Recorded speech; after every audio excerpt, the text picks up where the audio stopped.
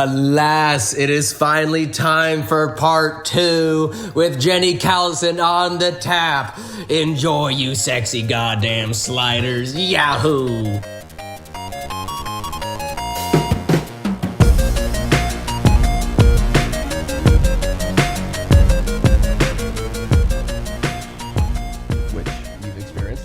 Yes, I've experienced medical malpractice. Yeah. And unfortunately, just recently, my friend Summer, who I've grown up with, she's from Winters, Kyle Nichols' sister, Corey and Kyle. Yeah. So her grandma had cancer and she was going through Sutter. It was stage 2. It was skin cancer, but it was on her rectum. And they told her 73-year-old grandma, okay, we're going to put you on radiation and then chemotherapy. And after the treatment in January is over, by the end of January, you'll be healthy, you'll be cancer-free, and you'll be back to living your life. So they had her on a colostomy bag, Right. because they had to clear all that up. So for weeks beforehand, she was on a colostomy bag. She weighed about 80 pounds. 80 pounds because Prior to all this. So they started her on radiation. They made her do this super uncomfortable position to be in radiation so they could radiate her butt. So she was laying on her head with her butt in the air. She's 73 years old, holding a colostomy bag, all this pressure on her neck. And they gave her radiation. So my friend Summer turned into basically a nurse overnight, helping be a caretaker for grandma. She's never really provided any medical care above Band-Aids for her kids and stuff. Yeah. So she said she looked at her grandma's cancer and she was like, it's almost gone. After the very first radiation appointment. Yeah. So they continued to do radiation on her for the month of December. And then at 70 pounds, because she lost 10 more pounds, they started her on chemotherapy. Where I think most common sense, rational people would be like, she's 70 pounds. Also, it was only stage 2. So maybe let's hold off on the chemo. But their line is, people who don't do the chemo, the cancer is more likely to reoccur. Okay. So that's the logic of the doctors. Yes. Right now. Okay. So it got so bad because the radiation just burns into your skin. So she basically just had this open burns all across her butthole and her vagina, which were all burnt up. She could not move. She was in insane pain. Then they put her on hospice. And then they said, well, you're basically you can't do anything. So we're just going to give you morphine and put you on hospice. So instead of you're going to be cancer-free by the end of January, the treatment killed her. She passed away. She passed away mid-January. So, and then hospice was horrific. I went by and I saw her and I'd never seen anyone on hospice. Have you ever seen anyone on hospice? Yeah. So it's horrific. Yeah. And they basically just medicate you while you starve to death and your body fails you. It's torture. I mean, the whole process to her from the very first radiation appointment, but when they continued to do it, it's torture. And she was mentally she wanted to end her life. It was that painful. Just at 70 years old, 80 pounds,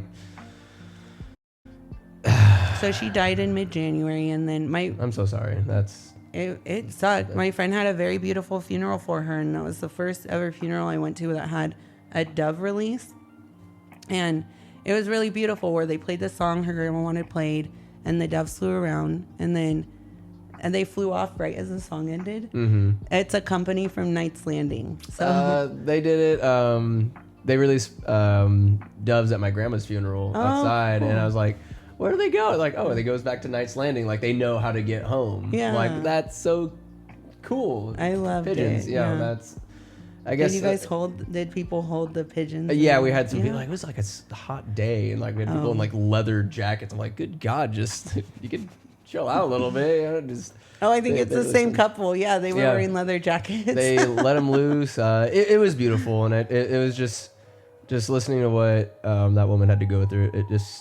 It seems so undignified what happened to her, the positions and all that stuff. And it's maybe at 70, I feel like that's still relatively young.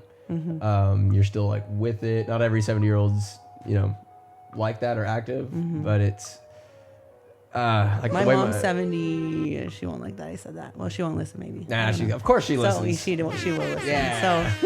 So she looks great. Yeah. She's active. Your pops is getting after her in the gym. Yeah. Tell him, hey, your ass needs to get out here and play. To play some basketball. Because he puts up shots at the park and stuff. Yeah, that's his favorite thing to do. So I saw my last visit to Heavenly. I was on the lift, had amazing conversations with people all season long. I think it'd be a great premise for a podcast to just go up the lift and just talk to people all over the world. And there's I think his name was Bill. 91 years old, this Bill. Wow. 91. I mean, you can't afford to fall, but if you still have enough like lead in your pencil at 91 to go skiing, yes. When there's some 21-year-olds that can't even be bothered to get off the couch. It's all up to you how you want to live your life. You have the freedom to do that, I guess. But wouldn't you want to be out there getting after it? It gives me hope. It does. That gives me hope. And I do almost, I limit myself sometimes to like, oh, well, you know, I didn't ever learn how to play piano, so I'm not going to do it. And it's like, I could just pick it up today. Do it. I bought a keyboard when I was at Costco a few months ago. A little electric keyboard or something? Yeah. And I hired the neighbor girl to give me some piano lessons. Really? And I learned some songs. So what you know? I know, it's been a while since I played it, but I taught myself some Christmas songs, just simple stuff. The one I really liked was Somewhere Over the Rainbow. Oh, we're going to make people cry with that one. Yeah. No, they'll just be crying if I start singing. Oh, come on. That's the next step. But I like the Israel, the Hawaiian guy that would play it on the ukulele. Yeah. I heard that took him only one take. He just went in there. Mm-hmm. Just huge guy. Solid, 400 pounds or so? Well, think of how many preservatives they used to put in the food that they would ship over to Hawaii. Dear God, like why spam is like the thing over there, which it just doesn't seem quite healthy. Saludable. Speaking of colonization. Oh boy. My people were colonized. I guess there's, last I saw, like there's like a motion to get a big telescope put on top of this mountain on the Big Island. It's like a sacred mountain. It's a holy place. And they're like, get the fuck out of here with this. Like, this is our ancestral tribal like area. Yeah. I feel like there's gonna be a certain amount of respect given. Like, just create an oil rig 10 miles that way and get the same view if need be. Yeah. So speaking of Hawaii. Conspiracy theories. Yeah, what you got? Las Vegas, actually. So the Maui police chief at the time of the Lahaina fires. Yes. Was the police chief in Las Vegas at the time of the Las Vegas shooting. Coincidence, eh? The Lahaina fires. So the few weird things that happen, in case people don't remember, they have a whole siren system on the island. They did not use it. They shut off water to that side of the island. They shut off power. They sent school kids home prior to their homes being burned down. Why was this? Without telling their parents. Because they could tell that there were high winds, there was some fire, but then they said the fire had gotten under control, and then all of a sudden it wasn't. And then the roads were barricaded. So people who tried to flee came upon these barricades, and that's why we saw videos of people like in the water. Were they trying to get these people killed? So they don't have a land grab. If they're not there, they don't need to worry about paying them off or anything. Like, they buried them. Here's like $5. Here you go. Meanwhile, Ukraine, here's $5 billion. American citizens aren't getting shit. Yeah. No, I mean, I don't even know how many homes they've rebuilt in Lahaina, but I think it's in the single digits, if any. My auntie, my dad's cousin, Leigh Momi, she lives there in Maui, and she said they didn't open the lower road until like over a year afterwards, I believe. Jesus. Yeah. My friend Emmy, she was there vacationing. They're in their Airbnb, and she said she doesn't know why she was doing. They're like, the fires were coming. They're like, we got to get out of here. So people were like packing stuff up. She's all right. Wait, let me wipe off the table real quick. And she understood. Like, for me, I'm like, I want to like strangle her a little bit, but like, why would you do that? But she just, it didn't occur to her that how dire and dangerous the situation was. But like, she got packed up. She was fine. I guess the table was clean. Their house burnt down. The place that they were staying on vacation burnt down. She got out of there. I'm very glad she got out. How insane. Yeah. Wow. It's just a gal that I talked to a while back, conspiracy person, in regards to the fire, lasers. The blue roofs. Did she tell you about the blue roofs? Nope, no blue roofs, but like every satellite. house with a blue roof survived. So they say the lasers don't hit the houses with the blue roofs. I wouldn't put it past our government to like spark up fires, have new real estate development going there. Like what happened to LA and Gavin Newsom just like really enjoying being very giddy, taking literally zero accountability for what happened down there. These people, like these muckety bucks. I'm like, I digress a little bit, but it's just like, okay, you can't deter a force of nature. Santa, like Mother Nature is going to do her thing, but you can take precautions and mitigation, like lengths to like really give firefighters a fighting chance when there's no. I've like tried to talk to some of my more liberal friends, like why wasn't water like in the reservoirs? Why wasn't like if we know these winds are happening, if we know fire is a huge risk, why aren't we taking every precaution possible, conceivable, to at least give ourselves a chance to fight it off the best we can? And it seemed like none of that was happening. The mayor of LA was gone. In Ghana. And Ghana, she Ghana. And then she's gone. Like, I know I'm kind of regurgitating some Joe Rogan topics, but like Newsom, like there's really, this is a county issue. This isn't a state issue. I'm like, homeboy, you love homeless issues so much, you put billions of dollars to a condition that seems to keep getting worse. Well, you have all these new homeless now. Aren't you supposed to be getting off on this? Put billions of dollars towards it then? You like that? Like where it just seems like the priorities are purposefully mismanaged or not even close to being where they should be. Yes. Like homelessness, like we can do something to like try to stop it, but whatever's happening isn't working. Yeah. And why haven't we been able to see, like, why isn't there transparency in where all that money's allocated to? Like, wasn't that there a bill that was cut down for full transparency of where all this money's going to? Of the $24 billion that are unaccounted for in homeless spending. So but hope. So yes, that happened. There's $24 billion that went out, and there's almost no like housing built from it. An assembly member named Bill Asaley out of Southern California from a heavy Republican district, who's been outspoken about a lot of this stuff. He just recently, like last week, got appointed by Trump to be the California something district attorney or other. So he is, as a federal appointed official with the Trump administration, going to audit and going to bring transparency to the at least the $24 billion and maybe more. Let's see where it's at. If something's failing, but we at least know where the money's allocated to, I think people would be so much more receptive to like Newsom, whatever policies going through. Like at least you're pissing on us, and we know it's piss. Yeah. Instead of saying it's rain. Yes. Like, come on. Yes. Call it pee. Call it pee. I'm like, okay, at least. All right. Thank you for at least telling me that it's pee. So, would it help things fiscally? No, we'd still have homeless, but we're so used to being lied to, and it's so obvious that they're lying. At least admit it, and then we can start from there. That would be nice. But instead of, it's like the ashes are still smoldering in SoCal, and Homeboy starts a podcast. His second podcast, because his first one with Marshawn. with Marshawn, what happened to politicking? Yeah. What happened to politicking? Yeah, like nobody wants to listen to you. Yes, they should. No, I just don't see any sincerity in say having Charlie Kirk on, or having these other opposing views, or him saying trans women, trans men.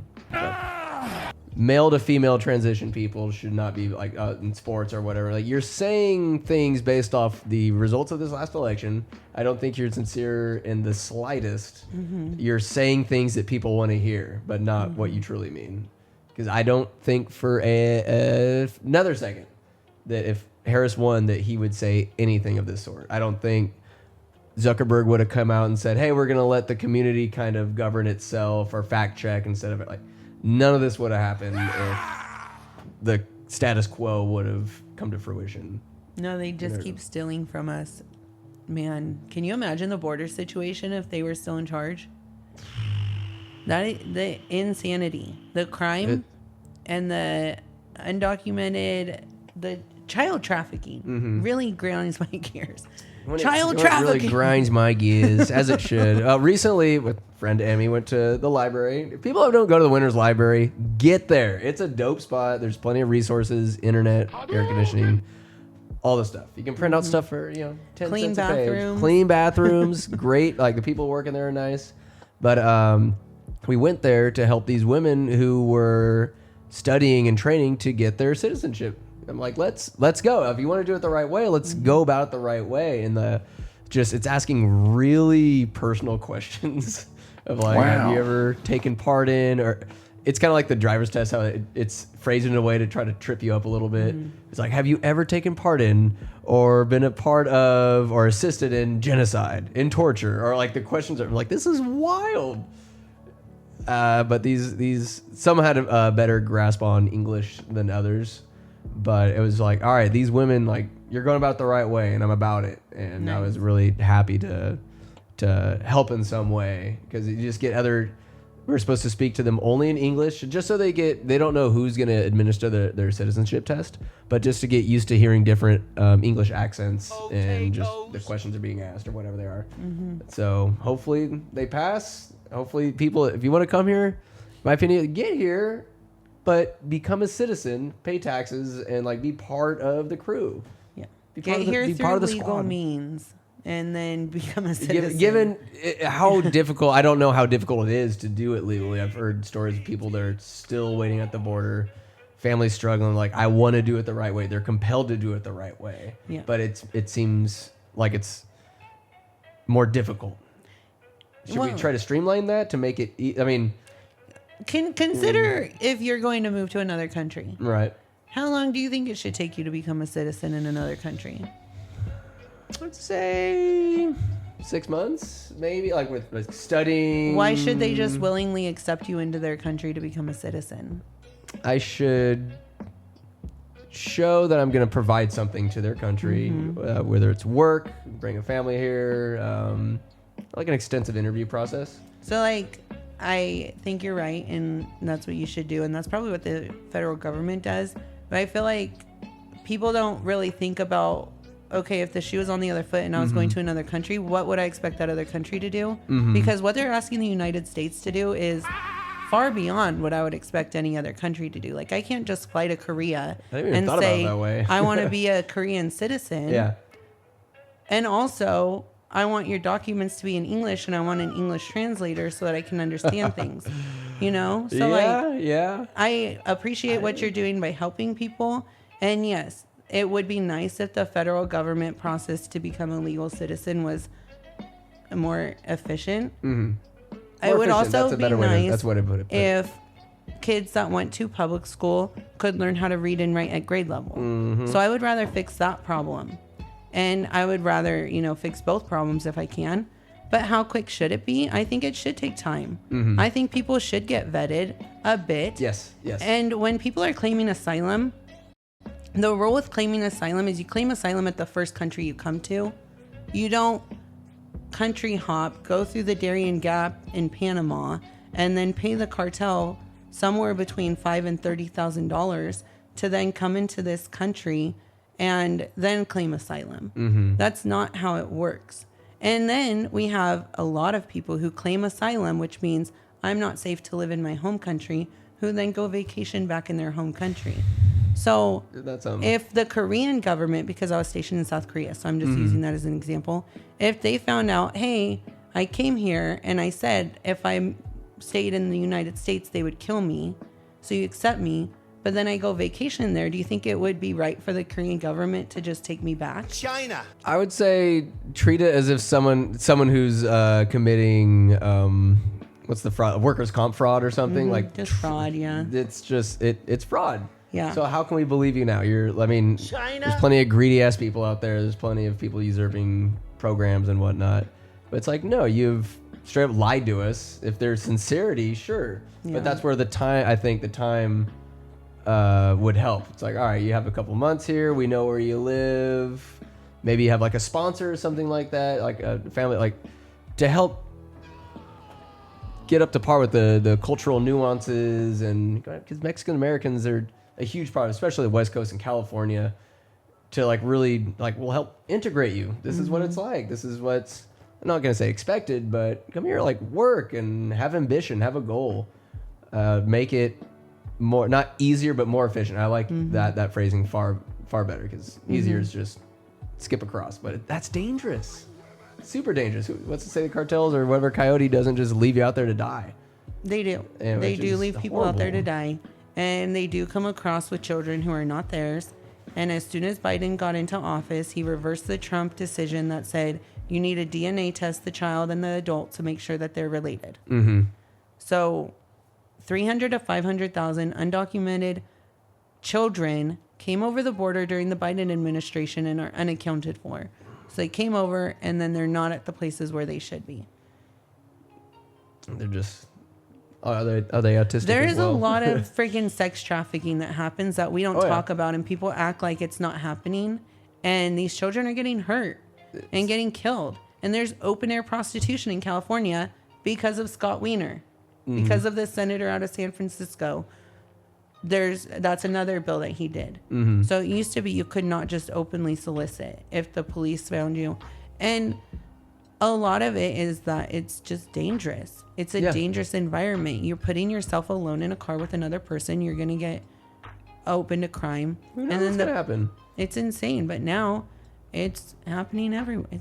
It's very, these policies that are happening in California with our state legislature are just hurting people. And unfortunately, it was only 9 months ago since our last podcast. So like not much has changed, but it will. There's been some change, and hopefully just more rational policies or things that don't seem radical. Maybe we disagree with, but not like this is insanity.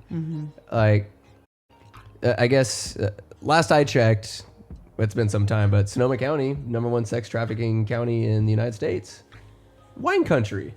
It's like, what the hell is going on? And just, you'd think it'd be, I don't know, somewhere a little bit more crime ridden. I mean, there's definitely crime in Sonoma County, but to be #1? I think it's got to be like anywhere that there's a lot of money, because there's a lot of wealth in Sonoma. So like Baltimore, how it's so poor right outside of DC, where they have like 6 of the 10 highest. Isn't that ironic? And I think they purposely keep it like that so then they can traffic the Baltimore children. I mean, it's not all satanic pedophiles, but it seems like they're all satanic pedophiles. Are they sending them all overseas? I mean, what, like just harvesting their organs? I mean, it just seems like it's all of the above. Like, these children have no hope. Yeah. Like, yeah. I mean, even if it's like cheap labor, you know, but children should be able to grow up with their parents, with their community, in a safe environment where they're able to read and do math. And learn how to read at the very least and retain it. Yes. Because right now, that's the other thing I wanted to talk about is how... Education? Yeah. Yes. And the point of this whole thing is that I think that the less intelligent people are, the easier they are to control. Absolutely. So... And more dependent they are on you. Yes, much more dependent. Yeah. So one statistic that came out a few weeks ago is Chicago Public Unified School District. They have 0 kids in the entire school district that can read at grade level. How many kids are in that district, do you estimate? I do not know the amount of kids in that district. That's a good At question. least a couple, tens of thousands. Maybe not tens of thousands, but I mean, to have none. 0, yeah. Usually in a class, there's might be like one like standout, you know, the smart kid or whatever. Not one of them can read. No, and so what's been happening? Like we focused on low income kids, we focused on minority kids, we focused on the disenfranchised. They still can't read. So it's almost like by focusing on that, by focusing on the homeless problem, they're creating more of it. They're creating more kids that can't read. They're creating more homelessness. Is there not enough money getting put into these school districts in order for them to like truly get to thrive? Because I'll give it to Davis. I mean, there's a lot of goofy shit going on there. They're big on the DEI stuff, and they were bringing up stuff in the school district meetings the board meetings that I didn't think about things in such a way that there's kids of a different ethnicity or whatever, and they don't see reflections of themselves in the textbooks or what have you. I can understand, I guess, Because I've only seen, like, say, white superheroes. I think that's or such a fake argument. You think so? Yeah. Oh yeah. No, I mean, you never see a representation of yourself in every facet. That's just coddling people in an unnecessary way, in my opinion. But yeah, go on. No, it's, I guess, having feeling more accepted, I suppose. I mean, there's a huge difference between that and, like, hiring somebody based purely on their skin color, not their merit. And for me, it's like, why aren't things merit based? And I was thinking today, like, on the tractor, as I do, I think sometimes. I know it's dangerous. But just how can we do away with this and make things surely merit-based? I mean, to have a diverse work environment, I think is a good thing. Say in advertising, which I was in, if there's a brand that we're working for that is the customers' fan base is majority black, I would want, like, a black person on the writing team or the creative team to, like, hey, let's come up with some ideas, because I can't empathize with what that. I can outside look in and assume things, what's going on in the community, but someone who's so here's where I just want to, like, pause real quick and say that, like, this is my perspective on that, because I used to think like you. Like, okay, well, he'll have more of a perspective on what's going on in the community, and yes, if he does live in the community, he'll have more of a perspective than an outsider. But by people saying Kamala Harris is a black woman, so she has the perspective of black women, it's like, she does not. Not even I close. would say my life, your life, much more like the black women in this state and area than Kamala Harris. You know? And actually, dude, since I'm now, like, I've met some really awesome black women who are high up in their fields and they try hard. And they're pissed that there are other black women who get hired for DEI reasons and are making them look bad. Why don't we do away? No, I hear you, and that truly sucks. Yeah, and maybe there's DEI hires, and like the person's like, I have an opportunity, I'm about it, let's go. But to have that, you only got hired because of the XYZ. Yeah. Take off in the applications for maybe it's a scholarship, job application, whatever. Take away race and ethnicity. See what happens if it's just your skills, what you know, who you are as a human being, not the color of your skin. Well, did you hear about this whole, like, corporate equity index that they had going on? And there was, like, Tractor Supply and a lot of big corporations were being pressured by organizations and magazines to have a good equity index. And they would rate you on your equity index by do you have a policy that ensures you're hiring? So it's like the opposite of what you want is what they were incentivizing for businesses. And then they were, like, shaming businesses. So all these businesses went along with it. But now there's that turnover. So now people are exposing those businesses. John Deere was one of them. Tractor Supply. So they were giving their employees all of these, like, gendered, DEI trainings because of this equity index. Coca-Cola is one of them. I've heard there's a lot of. So there's a lot who have reversed it since there's been backlash. Yeah. There's a guy called Johnny Starbuck that's on. I think he ran for office. He ran for Congress. Johnny Starbuck? I know. It sounds like a porn star. I think it might be a fake, like, Hollywood name, but I'm not sure. But he had a podcast, and he's the first one that I learned about that Navy SEAL. I think I told you about last time, where he was a Navy SEAL. He was in a lot of combat. He also was, like, abused as a child. His dad just treated him and his sister very differently. So he was having problems. He went to a counselor. The counselor said, I think you're a trans female. Take this estrogen. So right away, gave him a diagnosis. After the first appointment, after talking for half an hour. Yeah, but Robbie Starbucks is the guy that interviewed him, where I first thought, so he's a detransitioner. He lived as a woman for 10 years.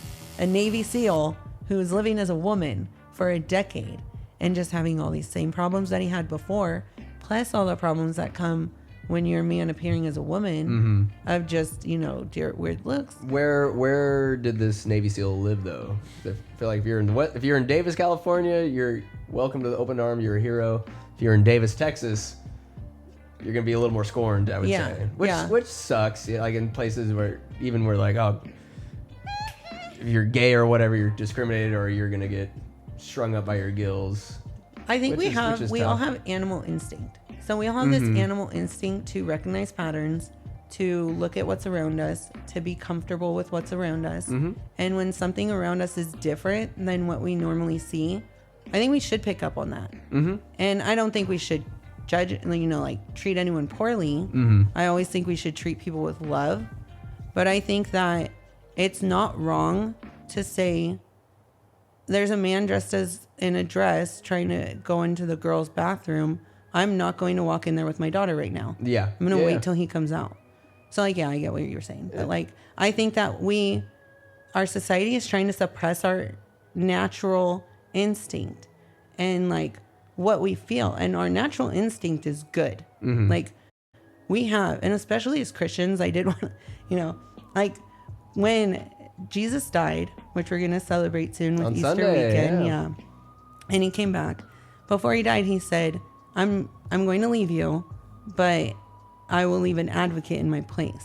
And that's the Holy Spirit. And so when Jesus says, I'm going to resurrect the temple is us. We as humans are the temple. So the Holy Spirit, I feel like because I accepted Jesus Christ into my heart, I have the Holy Spirit in me, then when I feel like conviction, I feel some kind of gut instinct. Yeah. I need to listen to that. And I don't need somebody telling me I'm racist or I'm a bigot or homophobic, because I'm listening to my gut instinct and I want to make sure that my 2 children who I love and want to protect are going to be safe and in their community, because I love people. Like I've always just wanted to help people. So I want to make sure we're all safe and loved and protected. And I think that comes with listening to what my gut's telling me and not what society's telling me. And what my gut's telling me is that the Ukraine war is wrong because of a bunch of money laundering. Whatever's going on with Israel is wrong. We need to stop funding war, and we need to stop funding the murder of children. And Nikki Haley. So this is another good conspiracy about the Trump shooting that happened on July 13th in Butler, Pennsylvania. Nikki Haley was the Republican candidate who was like the last in besides Trump. And then she eventually withdrew, but she stayed in the longest. The morning of the Butler shooting, her team announced that she was going to attend the Republican National Convention. Nobody else in this, I see her as a war profiteer. Yeah. So a member of the deep state, which consists of Republicans and Democrats, politicians, and unelected bureaucrats who are working for themselves and for the interests of people that are not the American citizens. That's what I consider the deep state. Nikki Haley's one of them. She was campaigning, went to a factory, and was signing missiles to go shoot people. Signing missiles. Yes. On her campaign, there's a picture of her doing it. Yeah, they're all sick war profiteers. It's disgusting. Ooh. Like, that's going to kill people. Yeah. And you're signing it and you're happy. So her team announced the morning Trump got shot, so before it happened, that she was going to attend the Republican National Convention. So my conspiracy theory is that she was going to attend and begrudgingly accept the Republican nomination on behalf of the recently assassinated presidential candidate. Trump, I will pick up his mantle. Because he hadn't picked a vice president by then. So he didn't have... That's right. So she would be the successor, technically, they would still need a vote, where actually the Democrats didn't even vote for Kamala Harris in the... No, she was just there. Yeah. No primaries. The Butler, Pennsylvania shooting was very weird, and I did want to talk to you about it after. Please, and I was there's so many, just the incompetence by the Secret Service. Warped roof, get out of here with that. That's bullshit. The fact that the people called out, hey, there's a guy up there with a gun minutes prior, even though he was there with a rangefinder earlier that day. There's so much there. What we have been told, I think, is complete bullshit. Yeah. There's so much more to it. There's so much more to it than, I mean, not the equivalent to JFK, but this kid that was in Black Rock he was in a Black Rock ad. He was cremated within 15 minutes, it seems like. They took his body, completely scrubbed. Yeah. Professionally cleaned. And they said no silverware. What's going on here? What do you think's happening? This kid was like a patsy, yeah? I think the same people that killed JFK tried to assassinate Donald Trump. And by the same people, I mean probably the CIA and probably had help from other spy organizations. from other countries. Do you think that Trump has come face to face with these people and they're like, hey, here's what's going to happen. Now we're going to get into war over here or whatever, or else we're not going to miss this time. But why haven't... I know I'm asking a ton of questions at once, but like my mind's racing. Like, why have a dipshit take the shot? Why not have somebody that's trained? Like, they're going to die. You're going to die. That kid had to have known. Maybe he was mind warped. Like, oh yeah, you'll get out of there. You'll be fine. You're going to die up there. There's a theory that he didn't take the shot and somebody else took the shot. Perfectly to nick the ear? No, that somebody else took the shot and killed the kid. So they... Oh. But then they missed because, and that's where I think Trump has become more faithful and more convicted of like doing this for a good purpose. Mm-hmm. I hope. But I do see that in his demeanor and in his attitude since then. Is like, if he hadn't turned his head at that exact moment, blasted. It would have gone straight through his brain. Yeah. So he almost died. And Melania realizes that too. She's like, dude, you almost killed my husband. Right. Like, yeah, they've had problems, but that's her husband. They have a son together. They have a family together. And I think she cares. She's a very intelligent woman.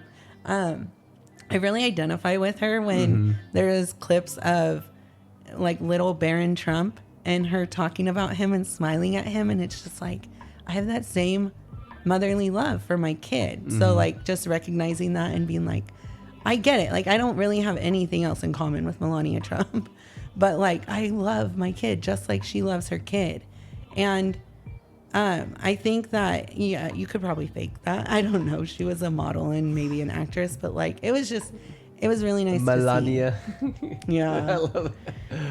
You know, so Trump's funny. A rascal. He's a rascal. I mean, to have to sit there, that's a strong woman. To sit there, know you're going to stay by this guy's side, whether you like it or not, after the whole, like, Stormy Daniels stuff, and, like, just, she's getting dragged through the mud. That's when brutal. The FBI raided their house, I think they raided Mar-a-Lago, they, like, went through her underwear drawer. They totally tore apart her bedroom, tore apart Barron's bedroom. Like, she's pissed. I'd be pissed. I liked her outfit at the inauguration, at the blue hat. It's very presidential. I think it was, I don't trust you people, and I'm going to keep my eyes covered up a little bit so you don't have to see my facial expression so much. I think she's very aware that Trump had a lot of bad actors around him the first term, and he probably has bad actors around him still. Absolutely. And they have to weed them out. It was cool. Kind of a non sequitur, still related to Trump. But I'll listen to Bill Maher. I try to get different points of views, even though I don't necessarily agree with all of it. But I want to go, all right, why are you critical? But you're also critical of the opposite end of the political spectrum. That's why I like to listen to you, because you can call out some bullshit. But he said he visited Trump by invitation of Kid Rock, because that's the world we're living in. So funny. Kid Rock. And then he went there and he wasn't like singing his praises. He's always been critical of Trump, but he was like, hey, he's very self-aware. He laughs. He asked for my opinion, and Bill Maher's little rant, like his kind of pre or post show monologue, was just kind of detailing, hey, this guy isn't exactly as he appears on TV. Far more thoughtful and self-aware than you would expect. This comes from a guy who's shit on Trump so often, which I think he calls for some of it, yeah, for sure. But no matter who's in that seat, you're gonna get shit on by folks. But to have Bill Maher's, I'd say, a thumbs up review on his visit, probably gonna still shit on him and some of his policies and whatnot, but it's cool insight of someone who's appears to lean so far left actually say decent things about his experience there. Yes, he's honest, and that's what is missing. I think the left tries too hard to be like, what should we say? What do the people want to hear? It doesn't come off as authentic, does it? Or sincere. Not at all. And I think people saw through that. Like, you don't really care about black people. You just pander until you get their vote. Lyndon B. Johnson's quote of, like, we do this social, oh my goodness, the Civil Rights Act or whatever. We're going to have these, pretty sure he dropped an M-bomb voting for us for decades. But it's just, but then you get, something I saw on Facebook a long time ago, but it struck me. Malcolm X saying the greatest threat to a black man is the white liberal. Like, it's like he wasn't singing any praises to right wing racists or anything like that, but he's like, they're not a wolf in the sheep's clothing, you know. Like, these people are just, they're fake to you. I'm sure there are scores of left-leaning people who are sincere in their love and affection and just the equal treatment of like black people or any other minority, for sure. But it just seems like these higher ups and a lot of the people who are pandering, a lot of every Pride Month, every Black History Month, these corporations will just switch their Instagram pages and just pretend, why aren't you like this all year then? Why just this month? It just doesn't seem sincere at all. Yeah, the Malcolm X quote, I think he was also killed by the same people who killed JFK and tried to kill Martin Trump. Martin Luther King Jr. Yeah. They're all these heavy hitters. I mean, the Beatles, I mean, there's all these consequential cultural icons. Well, I think about some of the recent suicides too, like the Linkin Park singer Chester Bennington and the Savage Garden singer who was his really good friend committed suicide like months before that. But like, did they commit suicide? Or once you get to a certain level of wealth and fame, do you get approached by people and offered things, and eventually you get approached by somebody who offers you a young child like they did to Jared from Subway, and you say no, and then they suicide you? Did you see that documentary, Jared from Subway? No, I didn't. Horrifying. Yeah. This mincing pedophile. I mean, he's not horrible. He's not like this lone crazy pedophile. He was aided and abetted by a whole circuit, a whole system he was part of it. A trafficking pedophile ring that enables this for disgusting men that have money. And the further south of America you go, the more they find young children who are groomed to be like that. And that's why I get so mad and so passionate about forcing this agenda onto children, forcing these labels of gay, lesbian, or transgender onto children, because we shouldn't limit them in any way at all. We should not limit children. We shouldn't label them. We shouldn't sexualize them, but it leads to very destructive things. There was actually a young man who was about 24 who spoke recently at the California State Legislature because they were speaking. There were detransitioners who were speaking.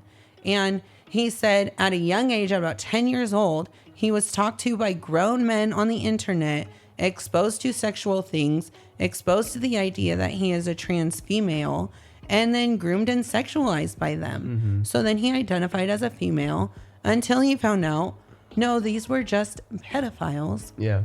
And then he now identifies again as a male and is trying to advocate for awareness so that people don't do this. Because unfortunately with COVID, a lot of children got secluded, isolated, they stayed home.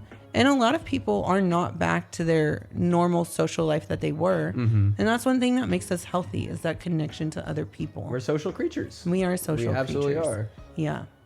There's people in my life, I'm not going to name names or anything, but they believe and think a certain kind of way. But they're also very isolated. They're content being at home and only consuming the content that bolsters what they already believe. No contrary points of view, politically, ideologically, or whatever. And that's like, and there's a big matter of fact kind of way they go about their politics or their points of view. Like, just talk to people. I could do better in my end, talking to people that starkly believe like different from me. If they're about COVID, if they're like way left leaning, because I'd fancy myself like a centrist, but I think I lean a little more right, as I've done this entire pod. Lean a little bit more right than I do left.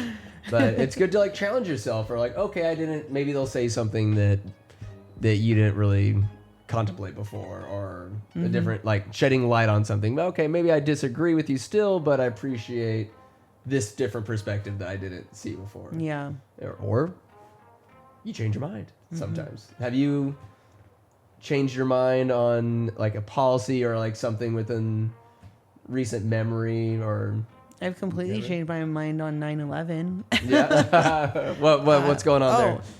No, I was totally along the whole 9/11 narrative of, the Al Qaeda and the hijackers, and no, I do think that there were reports from pilot trainers who were saying that CIA officials were helping these pilots learn how to fly the plane, but not land. Yes. There were video reports of people dancing and watching the destruction. Videos look like bombs went off, which I'd heard before, but I'd always dismissed as a crazy conspiracy theory. Right.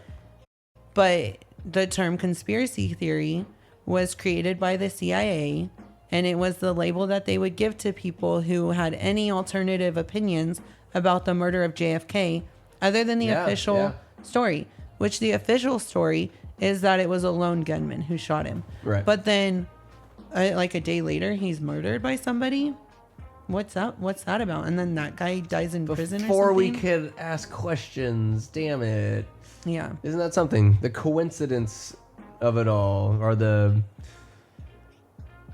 don't want to compliment it, but it is genius, the mental emotional manipulation using language and just the implementation of that phrase. Yeah. Kind of like, I love equality. I love all humans. I think we're all the same. Or we're all equal, but we're not the same. In terms of just physical ability, who we are, you as a woman, me as a male, but conspiracy theory, like that term created by the CIA. The term Black Lives Matter. I think there's been enough exposed about this group that has used that phrase, which is, you can't refute it. Like, of course Black people matter, Black Lives Matter, but they own the sentiment, and they are using that as a way to manipulate and profit off the subjugation and just like the shitty treatment Black people have gotten over the years. It's like that is sinister and evil on a scale that it's like you're getting money and donations to help this cause. But like, this security fee for my cousin, he's got $5 million there. I'm like, why not give this money to what you're advocating for? This is heinous. Yeah.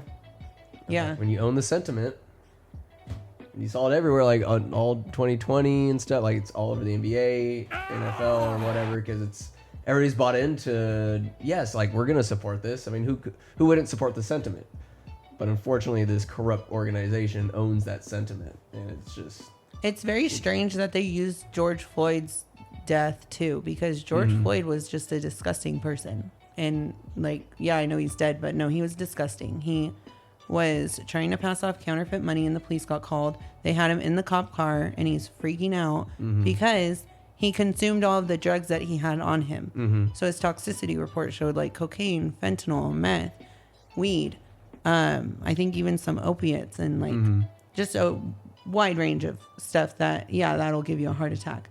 But previously he had also pointed a loaded gun at a pregnant woman's belly. I did not hear that. Yes, that is 100% what happened. He was not a good guy. No. He was a scumbag. And the move that Derek Chauvin used on him to restrain him was actually their police protocol. Was it excessive in any way for how long it happened? No. No, that is their police protocol. They had multiple officers who were willing to testify that was their protocol, but they would not let them testify. They only let one officer testify who said that was not their protocol. And then people found a video of her using that exact same restraint 6 months earlier than before George Floyd was killed. Do you think that regardless of, say, evidence to the contrary that the knee killed him, we needed a sacrificial lamb to appease the masses because this man was murdered? The optics of it are horrible. The sound of it, like everything that happened. I think that they overplayed the optics because remember, I don't know if, so when it first happened, they only released the 8 minutes that showed from the knee restraint. Right. They didn't show anything leading up to it. And it took a lot of time and a lot of pressure because they didn't want to show the events leading up to it. So what the American people saw, just like after 9/11, when all we saw was like people falling from buildings and the plane crashing, and we heard the audio recordings over and over and over to where we were manipulated into invading Iraq. I don't know why we invaded Iraq. I still don't know. Something Mr. Shuttleworth in high school. Do you ever have Shuttleworth? Yeah, I did. So he was, like left-leaning. I didn't feel like I was being indoctrinated into a certain way of thinking by him, but he's like, all right, so he's like, so if this happened in the United States, should we invaded Mexico? We're like, no. Should we invaded Brazil? Maybe France? I'm like, no. He's like, Iraq had as much to do, or Afghanistan had as much to do as with the terrorist attacks as these countries. Yeah. And he also, like, one social experiment, he just showed us pictures of people beginning of class. He had a slideshow of just random guys, and he's like, "Is this a terrorist or not?" And raised me. I'm like, "No." He's like, "Why?" I'm like, "I don't know." He's like, "What about this guy?" He like switches it. I mean, maybe. He's like, "Why about that?" He has like a weird smirk on his face. So he's going over about 10 guys, and he's at the end of it. He's like, "Well, these are just pictures of my friends, but I mean, how are we supposed to tell or decide what a terrorist is just purely on someone's physical appearance?" I mean, there's the classic like movies, turban, dark complexion, a beard. That's the classic look. But I mean, there's terrorists here. Like there's white boys, like Antifa guys. You know, it could be anybody. Yeah. Yes. Terrorists could be anybody, and I think terrorism is used as a boogeyman, and I think homegrown terrorism is used as a boogeyman, and it's used to all of this fear is used to control us. So like 9/11 was, that was used to invade Afghanistan, get control of the opium fields, to control the opiate. The pharmaceutical companies profited heavily. Then the opioid epidemic happened. Do you think that was a form of population control? To have so many people OD based, I'm just going to have Ritalin or something like that. And like a college kid takes it. Maybe not Ritalin, Adderall. And then like just horror stories. The kid dying because I want to study, and then there's fentanyl laced in it. Yeah. That's a good, yeah. It's or conspiracies. No, probably. And Bill Gates has been on camera saying like he wants to depopulate the world. The World Economic Forum, whose George Soros is heavily involved in and is a heavy investor, they say like global population is a problem. My generation, probably yours, was told like overpopulation is a problem. No, it's not. Like if the entire world lived like they live in New York City, we would all fit into Texas. Overpopulation is not a problem. There are resource problems, but like what we're doing with this international trade is not working right now. We have these massive cargo ships pumping diesel back and forth from China. We're going all through the Red Sea. We're using that as an excuse to like, the Iranian Houthis are shooting at us. Like, well, then don't go there. Which is really sad. I do think they're trying to get us to go into war with Iran. I'm hopeful.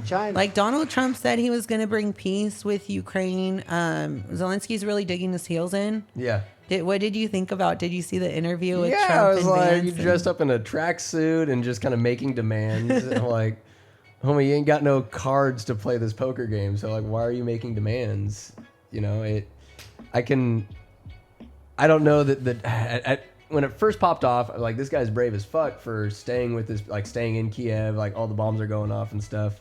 And I was buying into it, just knee-jerk reaction, like this is horrible. I was so scared for like a couple of weeks of just like the world's coming to an end now. Yeah. It's only a matter of time.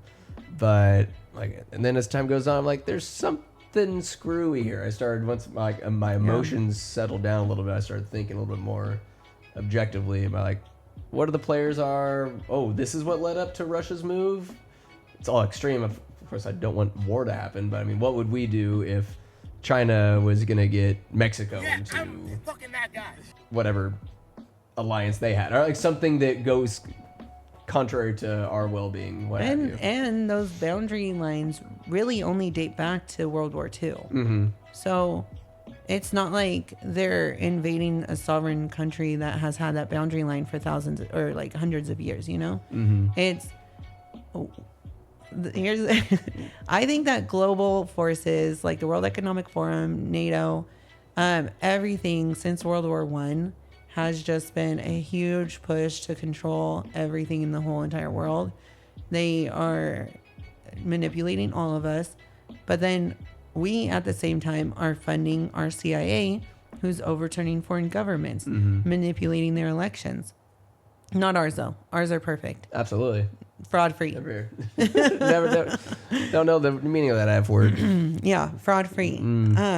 So for 9/11, Building 7. Have you heard of Building 7? I've heard the name, but not exactly sure of the. So they had the World Trade Center complex. Yeah. It was bought by Larry Silverstein months before, maybe like a year before it happened. He would have breakfast every day at the cafe at the World Trade Center. Is that right? Had a dentist appointment. He forgot about the day of 9/11. He like redid his insurance policy for the complex in like August. So he got a lot of money off of it. But the complex has a few buildings. I think there were 5, but it goes like 1, 2, 4, 5, and 7 or something like that. And 1 and 2 go down. Building 7, they're like, oh, there's fires going on inside building 7. They're like, oh, it's from the explosion and the impact hitting it. So at like 5 o'clock that day, because most of this stuff happened in the morning. 5 o'clock that day, building 7 comes down. Why? How? The story's weird, but when I went on September 11th, I was asked through my job with the Senate Military and Veterans Affairs Committee to speak at a 9/11 tribute at Cal Expo.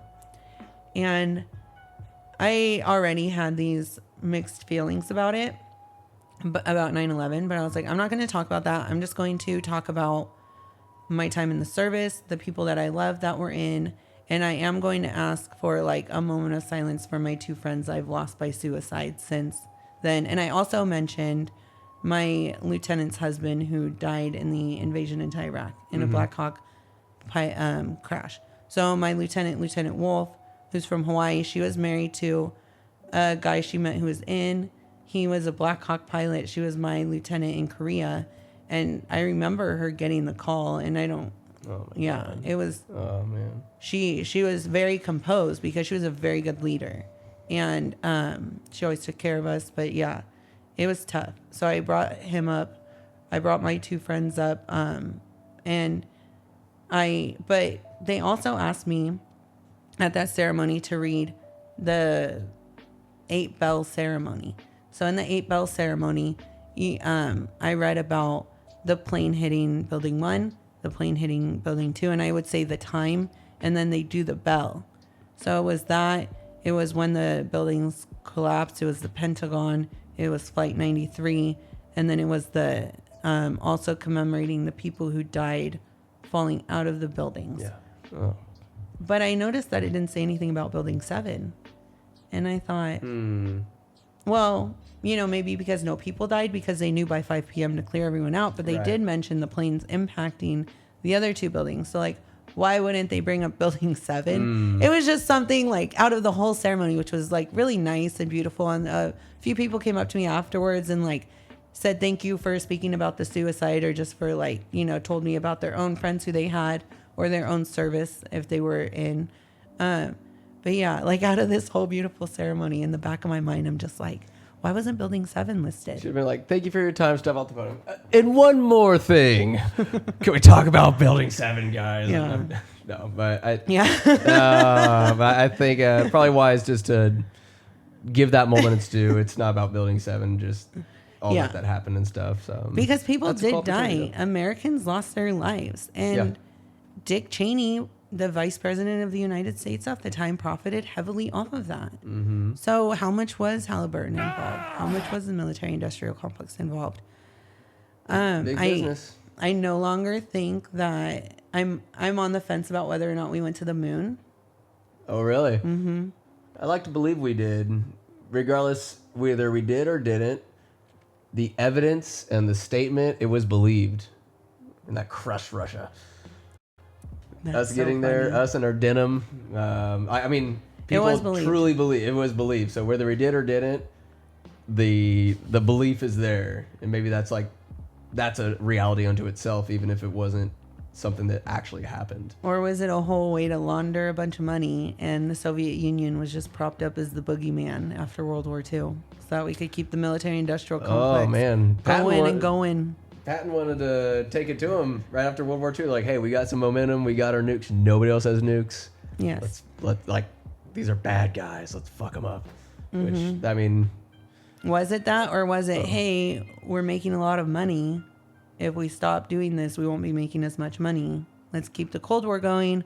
Let's get involved in Korea. Let's get involved in Vietnam. Let's get involved in the Gulf War. Let's go back to the Gulf. Let's go to Afghanistan for 20 years. Oh, the fiscal year's coming up. Maybe we should start war in Ukraine against Russia. Shit. Did you ever see Narcos on Netflix? No. How much the meddling the U.S. government had in Colombia and all the cocaine. We've had these hands. These are some bloody hands. I would just say, like, the American people are unaware of this. The CIA, the Central Intelligence Agency, the conception, like the whole idea for it was a way to have a central branch to disseminate information to the people, because what the government's doing is so obscure and high level and segmented and whatnot. Like, just describing my job to people is really confusing. So it's a way to like give that information to the people, but just like almost everything else, it did like the exact opposite of what it was intended to do. You're telling them something. They're telling us a bunch of BS while they're overturning governments, and they're killing children, and they're trafficking people, and they're totally displacing people. So since World War II, another thing, sorry, I'm just going to Go for it. So after World War I, we created British Palestine. The UK was like in charge of Palestine is what they called it, and British Palestine. But it was a mixture of multicultural people of different religions, because it's just a central point for a few different religions: Judaism, Christianity, Islam. And then there's different sects of Christianity. So like the Armenians have a corner in the four corners of Jerusalem. They're more like Orthodox. So and then after World War II, we were like, okay, so now we're going to take this whole chunk in the middle, and we're going to give the West Bank, those are the Jordanian Islam people, and then Gaza is for the Egyptian Islam people who are Palestinian. So they decided, you're going to go from your home and you're going to move here. You're going to go from your home and you're going to move here. That's unethical. They also, Great Britain did the same thing with India when they were controlling India. And they were like, oh, okay, we're going to let you people have your country back now that we're done profiting off of all of your tea, and we've established trade routes to now steal from you and get all your goods for a very low price, and we can profit off of it. So they sent this government official down there to then decide what the boundary lines were going to be between Pakistan and India. So then he decided, okay, the Sikh people the Muslim people for the most part would go live in Pakistan, and then the Hindu and Sikh people would stay in India. And he was there for like 9 months, and then he decided the lines. Like, so then they're mass moving all these Muslim people to Pakistan, all these Hindu people to India, and it's like, what are you doing? Why don't you let them live in their homes and decide where they want to live? But we have this global idea of like, the CIA gets to overturn governments. The World Health Organization gets to implement policies on countries. They get to withhold funding unless you vaccinate your people. That's how they do it. And it's all controlled by money. And God says the love of money, not money, the love of money is the root of all evil. And we're seeing a lot of evil, and we're seeing a lot of dark money being moved around and being covered up. And what Elon's uncovering is waste, fraud, and abuse. It's the allocation of taxpayer dollars, which is the product of our labor, to outside forces that we did not vote for, we did not support, we do not even know about. There's nothing to say where it's going to, and they cover it up through like, oh, well, it's going to this Catholic charity, but then it's actually going to... Cover-ups are so insane. Yes. Like, it's supposed to be, nonprofit here, or this charity for this homelessness issue. It's crazy. Yeah. And if pulling the government funding from your nonprofit is going to shut down your nonprofit, then you are not a nonprofit, and you are not a non-governmental actor. You are a governmental agency, but the government, the taxpayers, did not elect you, and we did not legislate that you would be there. So give us back our money. So all the people mad at Elon, like, I think George Soros is putting money into the Indivisible Project, which is funding a lot of these protests that are happening around the country. So I did bring up George Soros earlier, and I just want to like go back to this real quick, and then we can like. So did you ever hear about the WikiLeaks files on Hillary Clinton's I've heard servers? of WikiLeaks, but what? So there were all these emails going back and forth that she got rid of, but then WikiLeaks uncovered them and released them. And John Podesta is one of her staff who there were some weird emails from him and her coded language to say things without saying things. But something that he did say was he sent an email exchange to Maria Abramovich, who is that spirit cooker from Romania, who's heavily involved in the occult, also heavily tied to the Rothschilds, who control a lot of the banking systems in Europe and around the world, who also implement a lot of really bad policies. So her and Podesta are going back and forth about this spirit cooking dinner that she's going to host for him and how excited they are for it. So this happened before. I don't remember the year, but back when, before Hillary's server.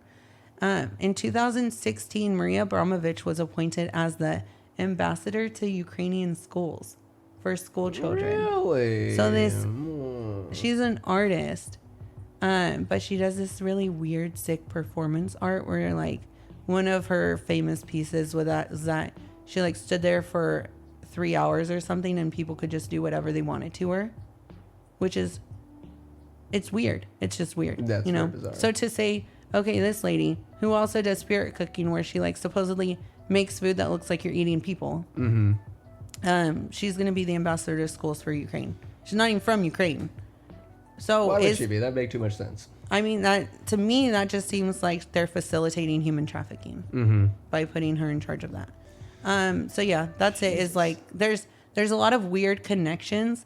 Like my friend just recently got a job as a nurse. She went through all nursing school. It takes a long time. She's working in Colorado as a nurse. She said a lot of her schooling was basically you're only taught one thing. You're only taught one mindset towards the medical field. And it's all run by Elsevier. Elsevier is a medical publishing company.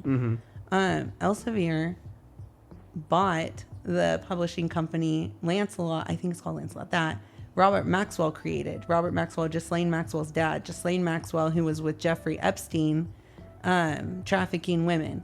So he owned all these publishing companies that said like what was science, because if you're a published scientist, that means you're peer reviewed. Right. That means that you're legit, even though they publish things that aren't legit and they cut off like legitimate treatments. They decide what is or isn't fact. Robert Maxwell, Ghislaine Maxwell's dad, the human trafficker who has ties to the Mossad, the Israeli intelligence agency.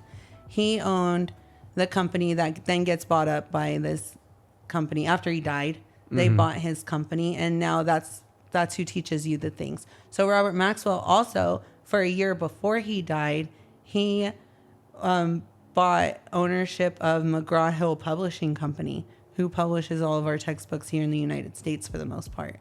So the Mossad involved with this human trafficking, who it's pretty clear that Jeffrey Epstein and Ghislaine Maxwell were setting up prestigious people to blackmail them. Of course. So so they're involved also with what the medical industry is being taught in schools and what children and students are being taught in schools. So like, why are they controlling the information?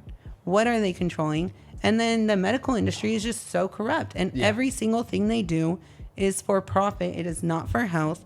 And that is why Americans are the least healthy people. We are the least healthy out of every country.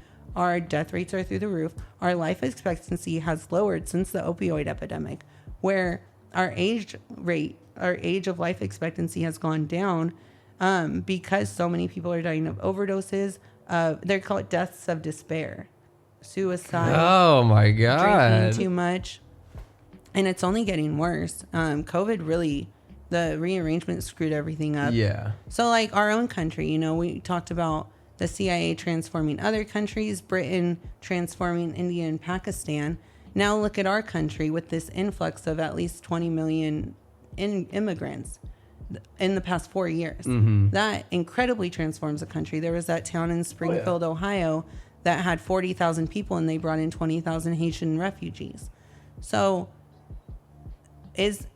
who should say what our city should look like, and should global forces get to decide that all of a sudden you're going to take in 20,000 Haitian refugees, or all of a sudden every Muslim person has to go move to this place? Like as Americans, we should have a vetting process for who comes into this country. We should realize what our country is, what our Constitution is.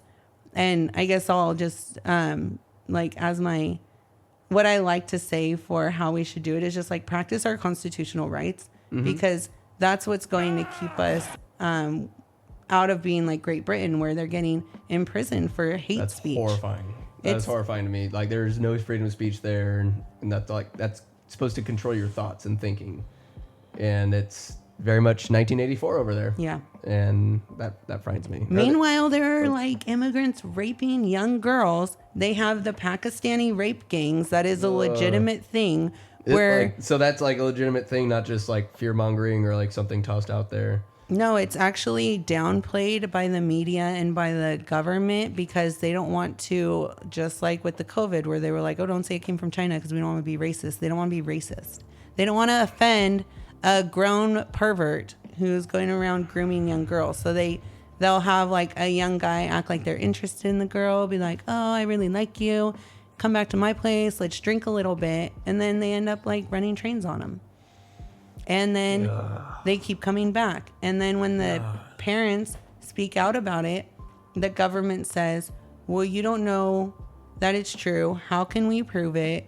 What you're saying about these men actually is sounding kind of racist. We're going to silence you. Yeah. You're going to jail. So it was prevalent. They said it affected something like 14,000 girls. Fucking hell. I mean, I've heard about the rape gangs and everything like that. It's just like, this is... We don't understand what other countries have. So all these people saying like America's not great or America was never great. Like, go live somewhere else, homie. The people that we were working with in Afghanistan while we were occupying the country I can't remember the name of it right now, but they knowingly, it is accepted in their culture that they sodomize little boys. Yeah. They have them dress as girls and they take them around as their like boyfriends while they're driving trucks and stuff. And then they leave their wives at home. So yes, that's so scary. Girls got to go to school, but the boys were getting raped. So now we have the Taliban, who kind of got rid of the opium trade a little bit, but now they're oppressing girls. But then they ended the boy raping. So it's like, what are we? Yeah, there's just like I don't know how to make heads or tails of it. Like, it just seems like it's absolutely, there's no escaping the evil of it. But before we, are there any good thoughts or any happy things you have in mind before we tie it off here? Yes. What you got? Well, I'm excited that like more people are talking about it, and that's good. Is that it is being exposed, and my own personal life, I've just really dug into the Bible and going to church. I go to Valley in Vacaville, and it's been really great to just be grounded in a community where I get to learn about how God loves us.